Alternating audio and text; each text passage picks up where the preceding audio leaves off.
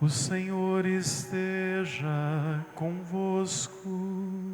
Ele está no meio de nós. Proclamação do Evangelho de Jesus Cristo, segundo Marcos. Glória a vós, Senhor. Naquele tempo, um leproso chegou perto de Jesus e de joelhos pediu: se queres, tens o poder de curar-me. Jesus, cheio de compaixão, estendeu a mão, tocou nele e disse: eu quero, fica curado. No mesmo instante, a lepra desapareceu e ele ficou curado. Então, Jesus o mandou logo embora, falando com firmeza: não contes nada a ninguém. Vai mostrar-te ao sacerdote e oferece pela tua purificação o que Moisés ordenou como prova para eles. Ele foi e começou a contar e a divulgar muito o fato. Por isso, Jesus não podia mais entrar publicamente numa cidade. Ficava fora, em lugares desertos, e de toda parte vinham procurá-lo. Palavra da salvação. Glória a vós, Senhor. Sois, Senhor, para mim alegria e refúgio. Sois, Senhor, para mim alegria e refúgio. Caríssimos irmãos e irmãs, estamos celebrando o sexto domingo do tempo comum e ainda estamos ouvindo o capítulo 1 do Evangelho de Marcos, que tem como objetivo, em todo o seu escrito, nos apontar quem é Jesus. E nos últimos domingos, a gente ouvindo trechos do capítulo 1, estamos entendendo quem é Jesus. Já conseguimos compreender que ele é um profeta, o maior deles, o mestre que ensina com autoridade, o libertador que expulsa os demônios e o grande médico que conduz as pessoas à experiência da cura. E hoje nós vamos compreender no Evangelho que Jesus é também o sumo sacerdote e Deus, porque em toda a história de Israel só poderia curar um leproso quem de fato fosse Deus. Só a Deus, porque a lepra era uma doença sem cura e também compreendida como uma doença fruto do pecado. E para perdoar pecados, somente Deus. Vejam que, buscando o Antigo Testamento, no livro do Levítico, havia toda uma orientação de como lidar com a lepra. A lepra, ou qualquer outra doença que tivesse inflamação, erupção na pele, caroços, o que acontecia? A pessoa imediatamente deveria ser retirada do acampamento ou da cidade e encaminhada para os leprosários, que eram cavernas onde eles eram ali depositados. Além disso, era prática e orientação que eles passassem a não mais cortar o cabelo, tinham que viver despenteados e cobrir o rosto até a direção da boca, e todas as vezes que uma pessoa se aproximasse, eles tinham que gritar: aqui tem um leproso, aqui tem um maldito. Vejam que, além disso, no tempo de Jesus, agregou-se ainda outro elemento. Uma vez leproso, ganhava um sininho e todas as vezes que alguém estava perto, balançava o sino e acusava-se um leproso, um maldito.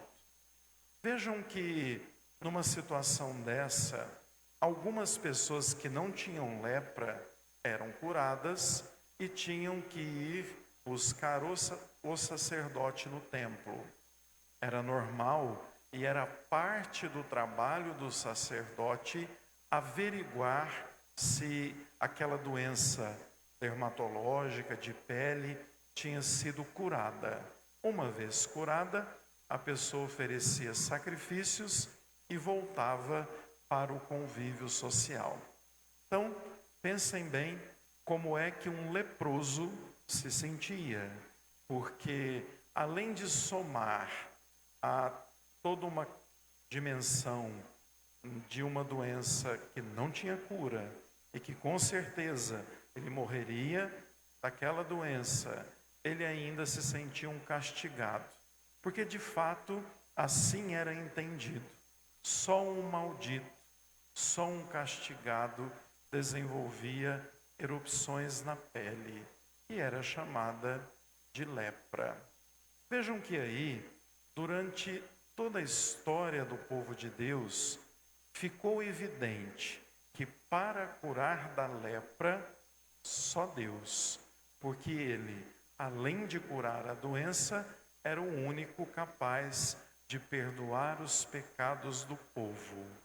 Ouvimos na primeira leitura parte do texto da cura de Naamã. Naamã era um dos servos reais e desenvolveu a lepra. Foi procurar Eliseu. Eliseu, no seu tempo, era um homem muito sábio, um grande profeta, e era considerado o único capaz de curar a lepra. Vejam que Naamã vai até lá e Eliseu nem o atende. Eliseu manda que ele mergulhe no Rio Jordão por 7 vezes, que dali ele sairia curado. Naamã se irrita, fica bravo, diz: nossa, mas como assim? Eu vim de tão longe, lá tem rio, por que eu tenho que mergulhar no rio daqui? Qual que é o sentido? E um dos servos disse a ele: olha, se ele te pedisse algo difícil, você não faria. Se é fácil, faz também. Quem sabe dá certo. E de fato, ele mergulha 7 vezes nas águas do Rio Jordão e sai curado da lepra. Algo incrível para aquele tempo, levando em conta que a lepra não tinha cura. E aí vejam que quando a gente olha para o Evangelho, a gente imediatamente vê Jesus diante de um leproso. Aquele leproso chega próximo de Jesus, se joga de joelhos. Aquele leproso, além de trazer em si uma demanda histórica de sofrimento, ele também já tinha uma grande fé, porque o ajoelhar-se era só a Deus. Aquele leproso sabe que diante dele não há simplesmente qualquer um, ou mesmo o Messias. É mais do que isso. Ele se ajoelha, olha para Jesus e com tamanha fé diz: se queres, tens o poder de me curar. Se a gente pensar no que significa essa frase na boca de uma pessoa que sofre, que é amaldiçoado, que tem que andar descabelado, sujo, com o rosto coberto, isso é grande demais. Por detrás dessa frase há uma fé gigantesca. E Jesus então olha para ele e imediatamente responde: eu quero, fica curado. A fala de Jesus pode parecer simples, mas ela é marcada por uma acolhida muito grande. ele narra-nos o Evangelho que algumas atitudes acompanharam a fala de Jesus. Primeiro, ele sentiu compaixão, que é um atributo divino. O que é sentir compaixão? É sentir dentro de si a dor do outro. A compaixão é visceral. Sinto por dentro tudo aquilo que o outro sente. Depois de sentir compaixão, ele estendeu a mão. Depois de estender a mão, tocou. E aquele homem ficou curado. Conforme a lei, uma pessoa que tocasse um leproso, além de ficar impuro, já era imediatamente contagiado pela doença, a não ser que fosse Deus. E ali então, Jesus toca aquele homem e não é contagiado pela doença da lepra. Pelo contrário, o tamanho do amor que Jesus coloca nas suas atitudes mostra de fato que Deus é bondoso, é compassivo, é generoso, como a gente cantava no Salmo. O Salmo dizia isso: o Senhor é bondoso, perdoa os pecados, não olha as nossas culpas e nos ama com carinho e compaixão. Por isso, Jesus é aquele que enche-se de compaixão e cura aquele leproso.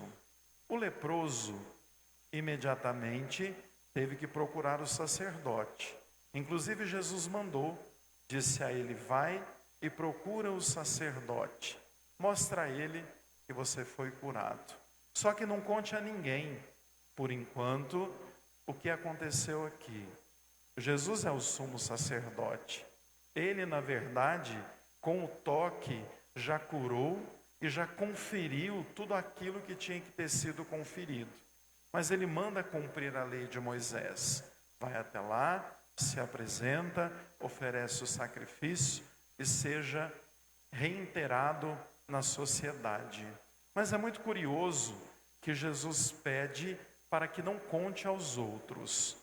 A gente tem que observar isso, porque em todo o capítulo 1, Jesus recomenda isso. Manda os demônios calarem a boca, manda os curados não contarem. Por quê? Porque estamos no início do seu ministério público e Jesus tem muito a ensinar os apóstolos. Se as autoridades souberem tão rapidamente quem ele é, mais rapidamente ele vai para a cruz. Então, por isso, ele recomenda: não conte. Ele tinha muito a ensinar, tinha muito a deixar aqueles que continuariam a sua missão. Por isso ele pedia: não espalha, não conta, mas pelo contrário, todos contavam e ele muitas vezes tinha que ir de um lugar para outro escondido do tanto de gente que o procurava e o buscava. Muito bem, o que essa liturgia tem a nos apresentar? Jesus de fato é Deus, é o sumo sacerdote, é aquele que nos liga de forma direta a Deus, agindo na compaixão e na ternura. Mas ao mesmo tempo, fica a cada um de nós uma lição muito bonita diante da dor, do sofrimento, da enfermidade. Qual deve ser a nossa postura? Passar longe? Fingir que não vê? Não dar assistência? Não. O nosso Deus nos pede, nos ensina, nos testemunha que os nossos idosos e doentes precisam ser cuidados por nós. Por isso, a gente cada dia mais tem que ter o carinho necessário com todos aqueles que na beira do caminho sofrem de alguma forma. Estender a mão, olhar com compaixão, ajudar o outro a se levantar, é isso que o Senhor espera de nós. Por isso, que Deus nos abençoe e nos fortaleça sempre para sermos instrumentos do amor. Louvado seja o o nosso Senhor Jesus Cristo. Para sempre seja louvado.